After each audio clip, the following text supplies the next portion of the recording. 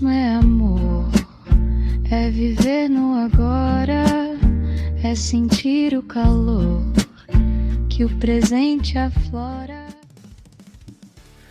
Olá a todos, sejam bem-vindos ao meu podcast Grandes Mentes do Ateísmo.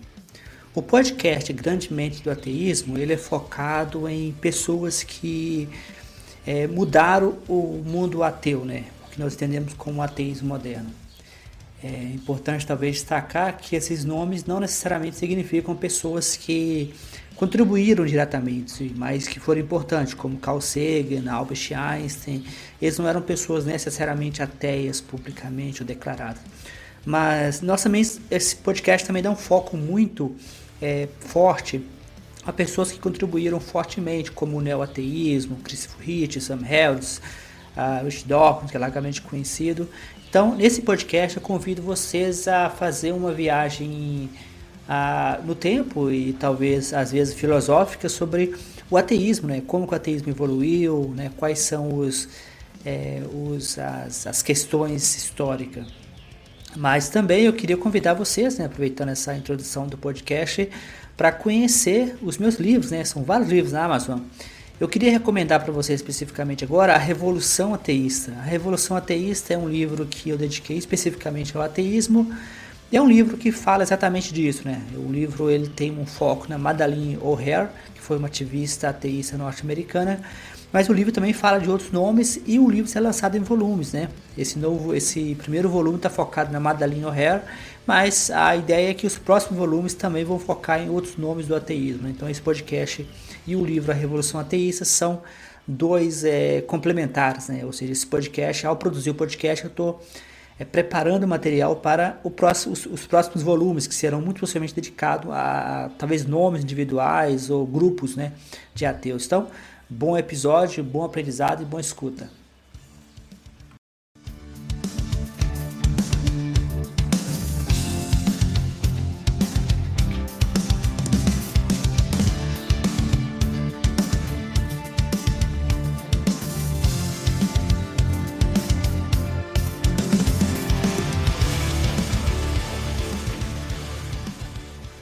Imagina tentar convencer, todos os funcionários de uma empresa gigante de que aquelas câmeras de segurança no teto, aquelas que todo mundo jura que o chefe usa para decidir quem ganha bônus ou quem vai para a rua, na verdade, estão desligadas. E pior, que não tem ninguém na sala de controle. A reação lógica seria um alívio coletivo, né? Bom, na teoria sim. Mas na prática, quem levanta e desliga a câmera não é visto como um libertador, sabe? A pessoa vira a maior ameaça possível à ordem ali daquele escritório. As pessoas entram em pânico real. Nossa, é uma dinâmica muito fascinante.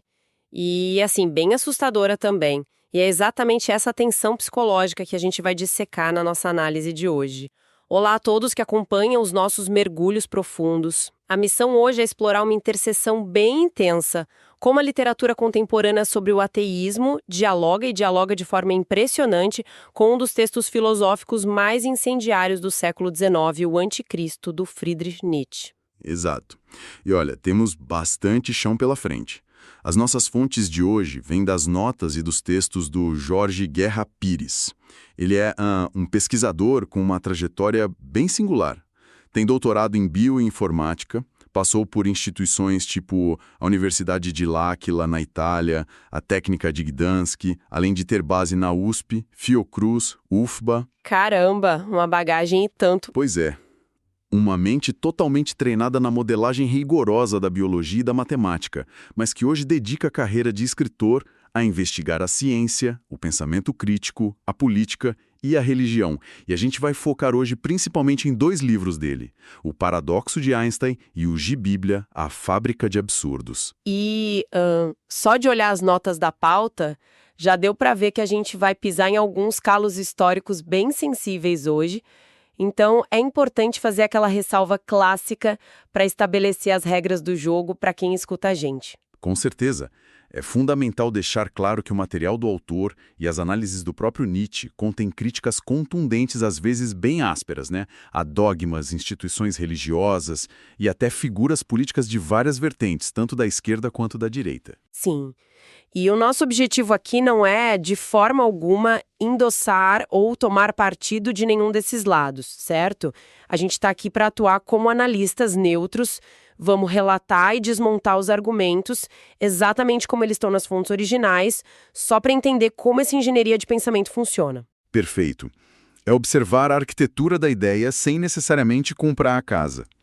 E antes da gente mergulhar de cabeça nisso, eu queria compartilhar uma dica bem prática que o autor sugere nas fontes para quem gosta de consumir esse tipo de conteúdo em sequência. Ah, sim, a dica de otimização de tempo. Manda ver. Então, quem quer otimizar o tempo pode configurar o Spotify para baixar os conteúdos automaticamente ou colocar os podcasts do autor nos favoritos. Assim, o aplicativo joga tudo na linha do tempo e toca em sequência. Sempre que sair algo novo, já cai lá. Ele tem mais de 10 podcasts diferentes. E, para quem preferir vídeo, os episódios também são jogados no YouTube automaticamente, no canal Jorge Guerra Pires, PhD. É um truque excelente para dar conta do recado. Muito bom. E para dar conta do nosso recado de hoje, a gente precisa primeiro estabelecer o terreno, né? A primeira lente conceitual que a gente vai usar vem lá do livro O Paradoxo de Einstein, que a gente mencionou. O autor não fala só da figura do cientista, ele propõe uma tese sobre as 4 fases da religião e eu achei isso genial. É um modelo muito interessante de amadurecimento humano, sabe? O autor divide isso em 4 etapas. A primeira é a fase primitiva. É puramente baseada no medo. Cai um raio, o vulcão entra em erupção e o cérebro humano, que não entende nada de meteorologia ou geologia, inventa um espírito da montanha que precisa ser apaziguado com oferendas. Aquela tentativa clássica de controlar o que é totalmente incontrolável. Exato. Mas aí a sociedade cresce, fica mais complexa e entra na fase 2. Essa é a fase moral ou social. O vulcão deixa de ser só uma força da natureza e vira tipo um juiz cósmico. Nasce a ideia de um Deus pessoal, antropomórfico, que não só manda chuva, mas que vigia o que as pessoas falam escondido, né? Que pune o pecado e recompensa a obediência. Que é basicamente o nosso chefe invisível na sala de câmeras lá do começo. Perfeitamente. Aí a gente chega na fase 3, que é o coração do livro. O autor chama isso de sentimento religioso cósmico, que seria a fase do próprio Einstein. Nessa fase, a pessoa olha para a complexidade do universo e sente um assombro, uma admiração profunda pela ordem, pela física, pela matemática do cosmos. Mas sem a figura do cara de barba branca no céu ditando as regras, né? Isso, sem um Deus pessoal julgando o seu comportamento. E finalmente temos a fase 4, que é o naturalismo pleno. É quando a mente abandona de vez não apenas a ideia de um criador, mas descarta totalmente a linguagem e o vocabulário religioso para explicar o mundo. A ciência e a razão tomam conta por completo. Porque, assim, se esse é o caminho teórico do pensamento crítico, por que figuras públicas aqui no Brasil fogem tanto do rótulo de ateu? As fontes apontam intelectuais gigantes, como Leandro Carnal ou o próprio Drauzio Varela, que até tocam em temas profundos, mas nunca cruzam certas linhas na TV. O material do autor traça um contraste bem gritante aí. Ele cita, por exemplo, o ativista ateu Daniel Sotomayor, que debatia muito abertamente, mas que acabou saindo da grande mídia. Enquanto isso, líderes religiosos, tipo o pastor Silas Malafaia, pedem avião para os fiéis em rede nacional e continuam com o espaço intacto. Eles até debateram ao vivo na Globo uma vez. Sério, é bizarro pensar nisso. Por que a sociedade enxerga o ateu como alguém mais tóxico do que um líder religioso abusivo? Então, analisando pelo modelo das fases, é porque a nossa sociedade está totalmente presa na fase 2. O explorador religioso ainda joga dentro das regras do sistema, ele valida a existência da câmera de segurança, já o ateísmo, que é a fase 4, chega e diz que a sala de controle está vazia. É a ameaça máxima ao sistema de controle. O ateu não é visto como alguém que liberta a mente. Ele é visto como quem vai quebrar a ordem social porque tira o medo da punição divina. Exatamente. Ele destrói o conforto psicológico de quem acha que sofrer agora vai garantir um bônus no final da vida. E é aqui que a gente puxa a filosofia do Nietzsche para a mesa. Se o Ocidente cristão ficou refém dessa moral punitiva da fase 2, para onde a gente olha para achar uma saída? Segundo as fontes, a ponte teórica rumo ao naturalismo pleno da fase 4 é o budismo. E a forma como Nietzsche avalia o budismo no livro O Anticristo me pegou muito de surpresa, porque ele não ataca o budismo com a mesma fúria que ele usa contra as religiões abraâmicas. Pelo contrário, ele fala que o budismo é, abre aspas, 100 vezes mais realista. Mas tem um termo que as notas trazem que me deixou um pouco confusa. Nietzsche chama o budismo de positivista. O que ele quer dizer com isso? É uma confusão super comum, viu? Quando Nietzsche fala em positivismo ali, ele não está falando de Augusto Comte ou da bandeira do Brasil. Ele está dizendo que o budismo opera com fatos fisiológicos e objetivos. O budismo surge num momento em que o conceito de um Deus criador pessoal já tinha sido descartado por aquela cultura. Ah, entendi. Então, em vez de dizer que o sofrimento humano é um castigo divino por um pecado... Isso, o budismo lida com o sofrimento como um fato biológico fisiológico. A dor existe e ponto. Não é uma falha moral contra um chefe invisível. E é por isso que nas fontes o Nietzsche vê a figura do Buda quase como um médico passando uma receita de higiene mental. Higiene mental, esse termo é perfeito, porque as notas mencionam que o Buda receitava coisas como passar tempo ao ar livre, ter uma boa alimentação e, principalmente, evitar emoções que esquentam o sangue, tipo o ressentimento e o ódio. Gente, isso não é exatamente o que a gente chama hoje de biohacking e regulação do sistema nervoso? É exatamente a mesma premissa, só que com milhares de anos de antecedência. É parar de brigar com a biologia e começar a otimizar a máquina. Mas tem um detalhe na análise do Nietzsche que a gente não pode pular. Ele elogia essa higiene mental, só que ele classifica o budismo como uma religião da decadência, mas é uma decadência aristocrática. Como assim decadência aristocrática? Porque decadência não costuma ser um elogio, né? É que, na visão dele, o budismo foi feito para civilizações muito maduras, elites intelectualmente exaustas de tanto debater metafísica. Eles não querem mais inventar deuses ou guerras, eles só querem repouso, eles querem um nirvana de forma honesta. Para eles, a violência é vista como um erro de cálculo, porque ela gera uma perturbação mental. Faz todo sentido do mundo. Se a raiva desregula o meu sistema nervoso, eu evito a raiva por uma questão prática, não por medo do inferno. É muito diferente da fase 2, onde a barbárie e a violência são terceirizadas, tipo, justificar um massacre dizendo que foi a vontade de Deus. Precisamente. E essa terceirização da violência é o que nos conecta diretamente com outro livro do autor que a gente vai investigar hoje. O Gibíblia, A Fábrica de Absurdos. A história de Jesus sob uma lente ateísta. Que título forte, aliás. E, pelo que vi nas notas, se o budismo foi criado por uma elite exausta buscando paz, o cristianismo primitivo teve uma origem bem diferente na visão do Nietzsche e do próprio Jorge Pires. A origem seria o extremo oposto da pirâmide social. Nietzsche usa um termo emprestado da Índia, Chandala, para descrever o que ele vê como a base do cristianismo primitivo. Seriam as classes oprimidas, os marginalizados, a ralé do Império Romano.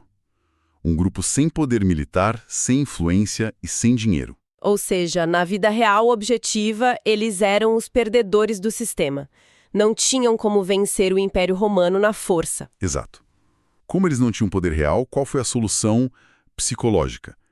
Eles inventaram um mundo imaginário onde o fracasso terreno deles magicamente se transforma em sucesso espiritual. Eles criaram a inversão de valores. A clássica inversão de valores. Isso explica tanta coisa. O material cita aquelas passagens bíblicas famosíssimas, tipo, ser mais fácil um camelo passar no buraco de uma agulha do que um rico entrar no céu. A pobreza e a ignorância deixam de ser uma desvantagem social terrível e são exaltadas como virtude.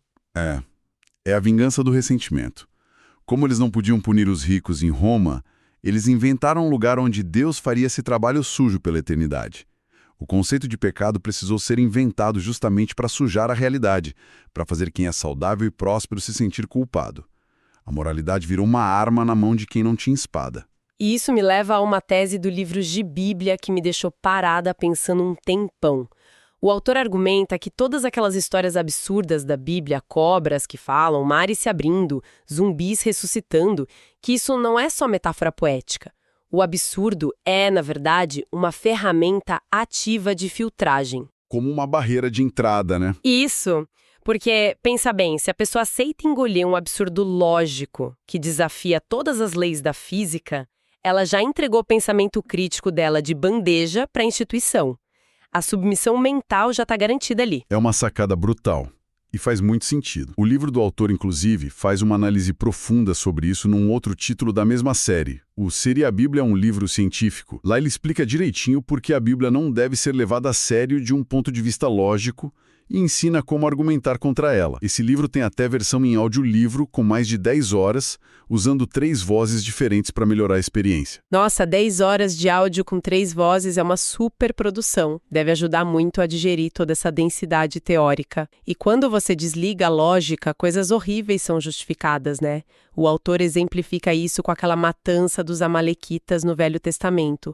Humanamente falando, é um genocídio inaceitável, mas como a violência foi terceirizada para Deus, o absurdo vira algo sagrado. Vira um imperativo moral, o que é assustador. E eu não sei se você notou nas fontes, mas o contraste visual entre essa culpa punitiva e a higiene mental budista é muito forte. Sim, a parte dos símbolos, eu fiquei arrepiada com isso. O símbolo máximo do budismo, escolhido para atravessar milênios, é um ser humano sentado numa posição de paz, focado na respiração, superando a dor. E o símbolo máximo do cristianismo é um homem torturado, sangrando, pregados numa cruz de madeira. É a adoração pura da vítima e da culpa. É o fetiche da dor. E tem um detalhe histórico fascinante nas notas. Ele cita um livro de 1875, chamado Os 16 Salvadores Crucificados do Mundo, do Kersey Graves. Aparentemente, na visão de Nietzsche, o símbolo da cruz já existia no Oriente antes do cristianismo. Sério? Eu não fazia ideia de que a cruz era a mais antiga e como ela era interpretada lá. Lá, no Oriente, a cruz era vista como um símbolo aristocrático de desapego da ilusão do mundo material. Era uma transcendência pacífica. Mas quando ela chegou no Ocidente, na mão das classes dominadas pelo ressentimento, ela virou uma ferramenta de chantagem emocional. Tipo, olha o quanto ele sofreu na cruz e a culpa é toda sua. Meu Deus, é a invenção da dívida eterna. A cruz deixou de ser libertação e virou prisão. Mas assim como toda essa fábrica de absurdos e essa invenção do pecado lá no Império Romano, afeta a nossa política e a nossa vida prática hoje. Porque a pauta entra nos exemplos bem contemporâneos. Entra sim. As fontes trazem um conceito muito atual chamado a invenção da doença. E dão um exemplo de um debate recente entre o autor e pastor conservador Douglas Wilson e o neurocientista Sam Harris. Ah, o Sam Harris, figura carimbada dos debates sobre ateísmo e naturalismo. Exato. E nesse debate, enquanto Sam Harris fala de problemas objetivos como fome, miséria e saúde pública, o Douglas Wilson usa todo o tempo atacando drag queens, secularização e criando histeria moral sobre coisas que não afetam a fisiologia de ninguém. Nietzsche chamaria isso de astúcia sacerdotal. Astúcia sacerdotal, ou seja, você foca em crimes de opinião ou em comportamentos que não causam dano a ninguém, mas que supostamente ofendem a Deus. Você inventa uma doença imaginária da alma. Perfeito. Você inventa uma causa imaginária para se posicionar como o único dono da cura, que é a autoridade bíblica e moral dele mesmo. Ele lucra vendendo o antídoto para um veneno que ele mesmo inventou. É de um terrorismo jurídico surreal. Mas sabe qual foi o caso nas notas que mais mexeu comigo? O da Madre Teresa de Calcutá. A imagem pública dela é intocável, né? A personificação da caridade. Mas o material cita as denúncias feitas pelo Christopher Hitchens. Sim, o Hitchens foi implacável nessa investigação. Foi muito pesado. Ele denunciou que nas clínicas dela, apesar de receberem milhões de dólares em fundos internacionais, os pacientes com câncer em fase terminal recebiam apenas aspirina para dor. Eles não usavam o dinheiro para dar alívio médico real. E os pacientes tinham que ouvir que aquele sofrimento agoniante era Jesus beijando eles. É perturbador. E bate de frente com tudo que a gente falou sobre o budismo, né? Exatamente. É o oposto da higiene mental. O necrotério virou um palco para o parasitismo da dor alheia. A dor não era um problema fisiológico a ser resolvido com os milhões que ela tinha. Era um espetáculo a ser glorificado. A dor daquelas pessoas alimentava o dogma da instituição. E quando a gente puxa essa santificação da dor aqui para o nosso contexto brasileiro moderno, as fontes ligam isso ao pensamento sociológico do Paulo Freire e do Gessé Souza, porque ensinar a camponeses, a pessoas numa vulnerabilidade extrema, que o sofrimento deles é uma provação ou uma vontade divina, isso é cruel. Isso gera um fatalismo paralisante. A pessoa aceita a miséria em vez de lutar por saneamento básico ou direitos sociais. Ela acha que carregar aquela cruz é o destino dela. Isso mesmo. E o Gessé Souza pontua isso muito bem com relação à bancada evangélica atual no Brasil. Essa estrutura da fase 2 cria um status artificial para os excluídos. O cara está totalmente marginalizado pelo capitalismo e pelo Estado, mas a igreja dá a ele um falso poder moral. Ele ganha o poder de julgar o outro. Ele vira o fiscal da moralidade alheia. A exclusão socioeconômica vira um exército de defensores da própria prisão. E claro, a ciência, o ateísmo, a diversidade que fazem parte da racionalidade da fase 4 passam a ser demonizados para manter o rebanho com medo e unido. É o ressentimento do Império Romano atualizado para o século XXI. É o medo puro mantendo a engrenagem funcionando. Que mergulho intenso a gente deu hoje, hein? Para tentar sintetizar essa loucura toda, a gente viu como os livros do Jorge Guerra Pires espelham a filosofia do martelo do Nietzsche. A gente debateu essa transição incrivelmente dolorosa de uma religião presa na fase 2, baseada na culpa, no ressentimento e no fetiche da dor, passando pela racionalidade positivista e higiênica do budismo, caminhando lá rumo à fase 4, que é o assombro e o naturalismo pleno do Einstein. Foi uma discussão fantástica. E olha, para quem escuta a gente e quer entrar nessa toca do coelho por conta própria, vale lembrar que o Gibíblia e o Paradoxo de Einstein estão na Amazon. E um detalhe bom, a Amazon tem entrega Prime grátis e super rápida para o físico, com aquela política de devolução sem burocracia que a gente conhece. O Kindle, obviamente, é entrega imediata. E tem também a versão em áudio para quem prefere ouvir, né? Sim, os audiolivros estão no Google Play e no Google Books. Inclusive o do Seria a Bíblia um livro científico. Dá para baixar no smartphone e ouvir, caminhando, lavando a louça, dirigindo. E como a gente falou no início, usar o Spotify e o YouTube para acompanhar os podcasts do Jorge Guerra Pires, PhD, é uma ótima pedida. Com certeza. O áudio revoluciona a forma como a gente consome informação na correria do dia a dia. Bom, e para encerrar o nosso episódio de hoje, eu queria deixar uma reflexão baseada em toda essa tensão entre o Nietzsche, as fases da religião e o nosso futuro. Manda a provocação final. A provocação é a seguinte: se, como o autor aponta, o amadurecimento humano rumo ao naturalismo pleno da fase 4 exige abandonar totalmente a linguagem religiosa, o que acontece com o nosso cérebro quando a gente não tiver mais nenhum salvador para culpar e nenhum diabo para culpar também? Será que nós, como espécie, seremos fortes o suficiente para suportar a responsabilidade absoluta sobre o nosso próprio destino? Ou a gente vai acabar inventando novas cruzes imaginárias para carregar? Fica aí a reflexão para quem escuta a gente. Até a próxima análise.